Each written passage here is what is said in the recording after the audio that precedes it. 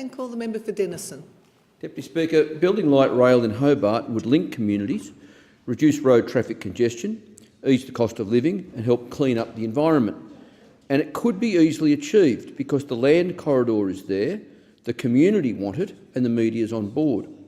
Indeed, a recent opinion poll put support for light rail at 62% in Denison, and the Mercury newspaper seems keen to promote the venture. So, Deputy Speaker, the fact that Hobart still doesn't have light rail really does beg a belief. It is, I regret to say, yet another symbol of the long-running failure of governance in Tasmania and of too many lazy and incompetent politicians. Of course, it should never have come to this, especially when you consider that between 2010 and 2013, there were Labor power-sharing parliaments simultaneously in Canberra and Hobart. But did anything ever come of that? Of course not. Even though Labor and Greens candidates promised light rail at the 2010 state election, a Greens Minister for Sustainable Transport was elected, and I pleaded with the state government repeatedly to ask the federal government for funding. More recently, the Liberal state government has at least pledged to reserve the land corridor, and that's a good thing, at least as far as it goes.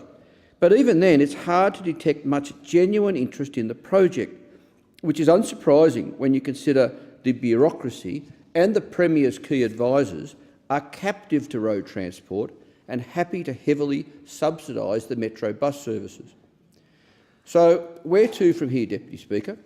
Well, for a start, it won't be good enough to leave this until the next state election, when we run the risk of candidates naively or willfully again promising light rail and again failing to deliver.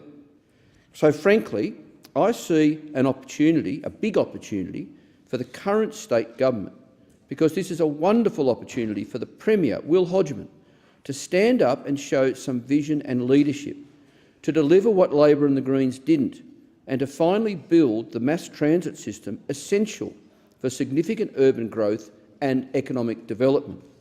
Indeed, Deputy Speaker, if we are going to build the Hobart of tomorrow, then we need to show that sort of vision. Only then, along with projects like the university's move into the city and its visionary STEM project and the redevelopment of Macquarie Point, the largest brownfield site of any capital city in the country, only then will we genuinely be putting down the new foundations of one of the world's great cities. In closing, Deputy Speaker, I say let's just build the thing. And let's do it now while we have a Prime Minister who appreciates the value of rail and who's open-minded about finally restoring passenger rail in Hobart. Thanks, Deputy Speaker.